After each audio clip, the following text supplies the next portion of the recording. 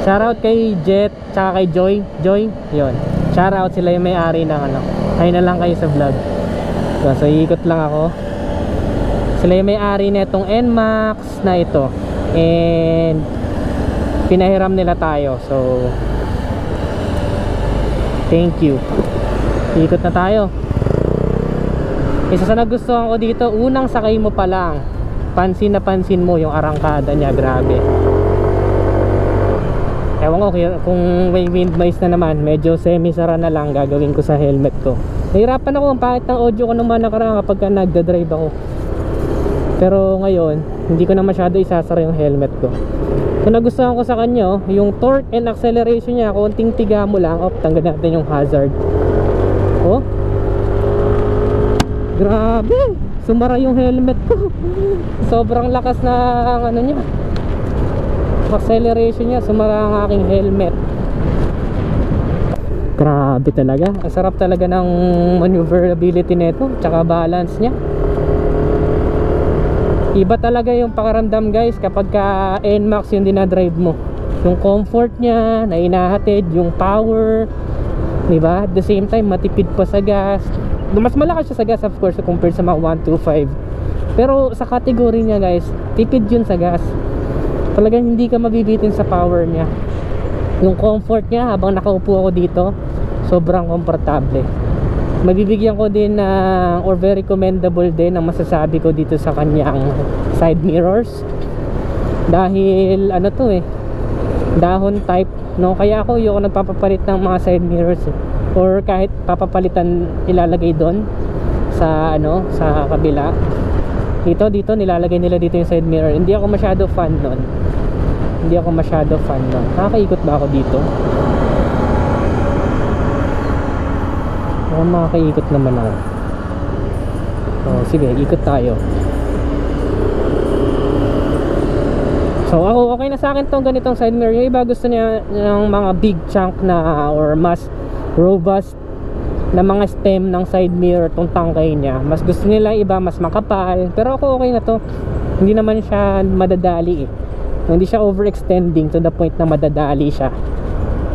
Kaya ako, okay na sa akin yung ganito. Hindi ko na nagagalawin to kung sakali mang bibili ako ng NMAX 2020.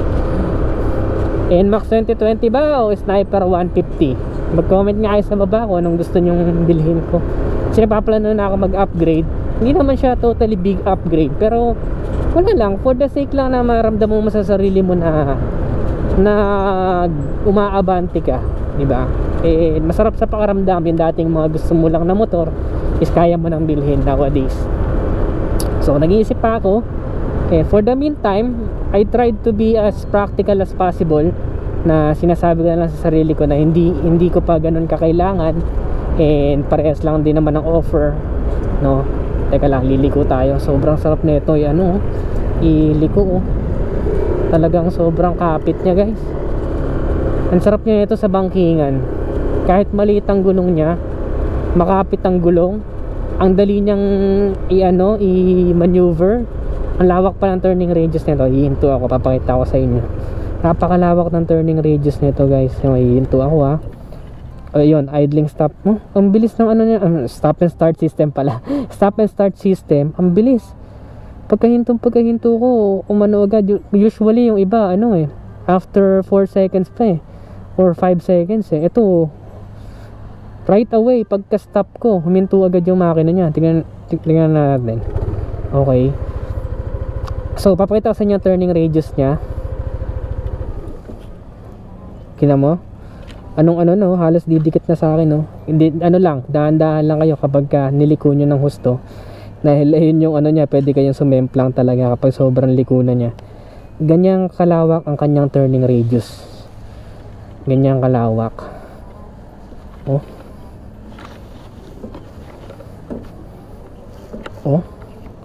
So, pagdating sa singitan sa traffic, hindi ka pa rin mahihirapan. Maninibago ka kung galing ka sa mas manipis na motor. Pero for me, dahil nga sa ganda ng handling na itong motor na to, pag sinakyan mo siya, maiengganyo ka talaga agad sa pa lang sa eto pa, favorite ko, pwede ka mag cruising style. Kita nyo yung pa ako? ano yan, napakalaking factor niyan guys, kasi may mga motor na hindi ka makapag-stretch, no? So gusto mo meron kang option kung naka-upright ka lang, na parang nakaupo ka lang sa bahay, o kaya naman gusto mo yung parang nakaupo ka sa sofa na pwede mong i-stretch yung paa mo na hanggang dito. So isa yun sa mga nagustuhan ko, na meron kang option for cruising style, at the same time pwede ka rin na naka-upright sitting position lang, na nandito yung paa mo, naka-straight lang. Kaya talagang for touring, masasabi mo na itong NMAX, yun talaga ang binabayaran ng tao, comfort and power. Doon ko lang masasum up talaga kung bakit ang dami nahuhumaling sa NMAX. Saan nga nakakita ng motor na komportable ka pero malakas, diba? Yun naman yung talagang ano core or kadalasang hinahanap ng mga driver, yung komportable ka at the same time is malakas ang power, hindi ka mabibitin. And dahil naka blue core, hindi ka mag-aalang ang pumiga ng throttle dahil mas tipid siya sa gas. Tignan nyo, kahit ganito ka stable ang kanyang manibela, na kahit bitawan mo siya, naka cruising style pa ako niya, no? na kahit bitawan mo siya, galang paliko madisgrasya tayo. Kahit bitawan mo siya, isesentro ka pa rin niya. Ganun ka stable ang kanyang manibela. Diba? Ganyan ka stable ang kanyang manibela. Tapos isa pa sa kaibahan, ang ABS version at ang non-ABS version or ang standard version nito, mas mabigat ang ABS version. Siguro dahil sa keyless system nito, kaya ako nasabi na, or kaya siya mas mabigat. Hindi ko naman hinulaan yun, no? Siyempre nasa manual yun. Nakita ko naman sa manual na talagang mas mabigat yung ABS, no? Ng parang mga 2 kilos. Alam ko nasa 129 kilos to 131 yung ABS, if I'm not mistaken. Kung may manual dito, check natin. Pero mas mabigat ang ABS version. Isa pa sa mga deciding factor nyo kung bakit okay din ang standard version. Again, this is not my word. Inano ko lang, ibinibigay ko lang sa inyo yung nakuha kong informasyon nung nanggaling ako sa Yamaha mismo, at ang sinabi sa aking informasyon ng manager nila, na ang keyless system pala, kapag ito keyless system ay nasira ang pinaka router nya, or yung pinaka router nya, mas mahal yun, no? So to give you a sum up, nasa around 20,000 or mas higit pa. Minimum 20,000 ang pwede nyo magastos kapag nasira yon. Pero hindi naman siya basta-basta masisira. Siguro it will took you years, 2 years, 3 years, 5 years, depende. Hindi naman siya mabilis masira. Ang point ko lang is kapag nasira, kung halimbawa na aksidente ka, ganyan, tapos nasira, or may ibang nangyari sa'yo tapos nasira, paikot-ikot lang ako dito guys, ha. Ayaw kasi makaistorbo dun sa mga matao dahil nagbablog tayo, nagsasalita pa. So ulit-ulit tong makikita niyong view. Yun yung sinasabi ko. At the same time, yung remote niya, sa pagkakatanda ko, ang sinabi din sa akin ng mekaniko at ng manager, na hindi ko nalang papangalanan dahil baka madawit pa sila sa iba, kasi hindi matanggap na ano ko lang, binibigay ko lang yung information na nalaman ko dahil I want to be as informative as possible, na gusto ko ma-share din yung mga ganitong knowledge sa inyo dahil madami nga nagsabi at reliable naman yung mga sources na yun. At the same time, yung susi niya, alam ko nasa 3 beses lang siya pwedeng mawala, dahil ang sumunod doon, kapag ka nawala pa yun, mas mahal nang gagastusin mo sa susunod na susi, or if I'm not mistaken, mas mapapamahal ka dahil baka palitan na pati yung router kapag naiwala mo yung susi nun.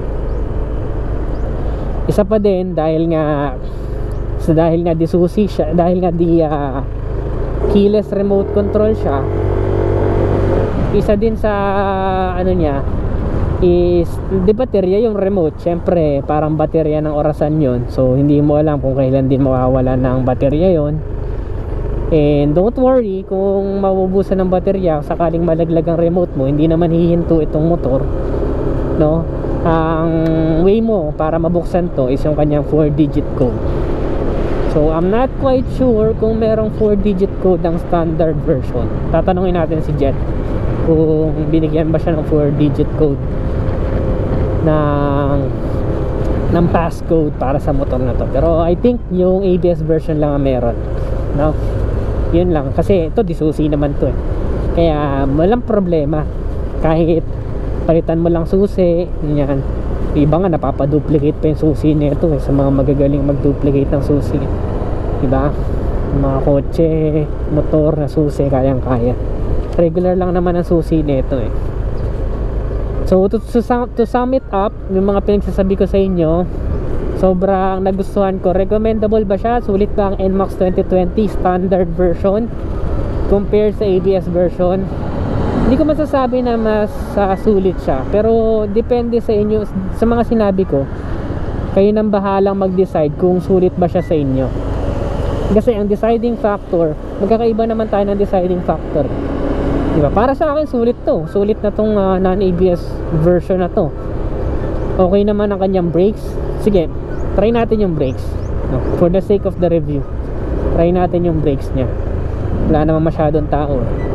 For sure mag-i-skid ang kanyang rear brake, pero natatakot ako sa front brake kung mag-i-skid ba.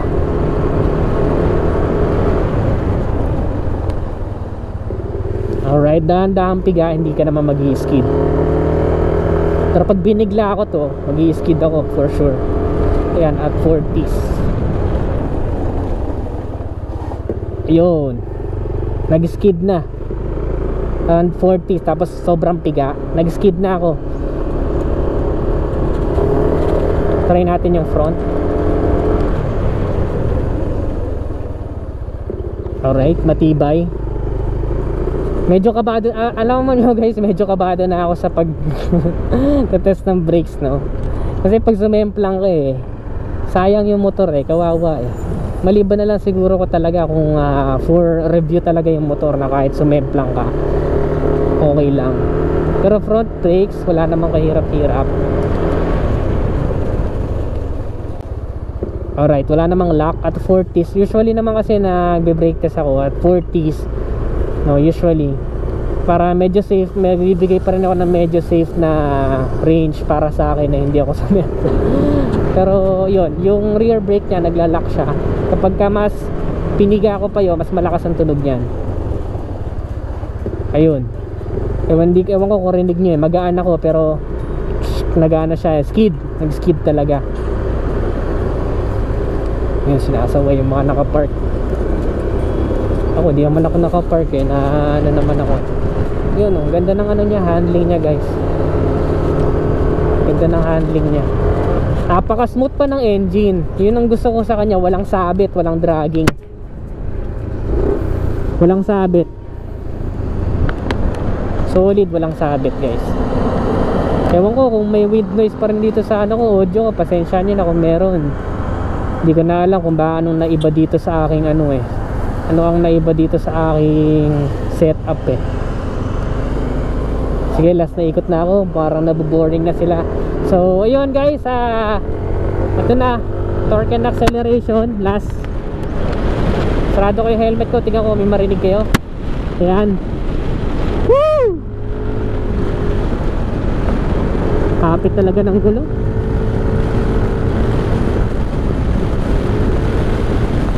Ayan, 80 na oh. Halos mag-80 na eh, no? Yun pa isa, dahil ang ganda ng braking system niya, hindi ka mag-aalangan na magmabilis. Solid talaga. Gusto ko ng NMAX. NMAX na lang kaya. NMAX o Sniper, comment down below ano ang bibilin ni Sir Ned para sa kanyang upgrade. Woo!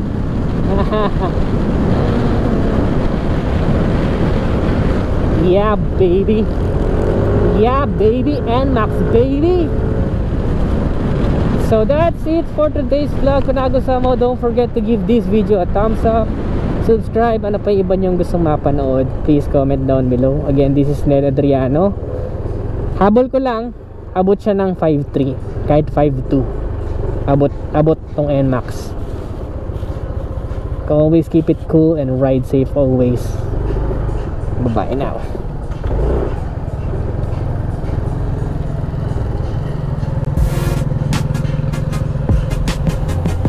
Tapos na bro.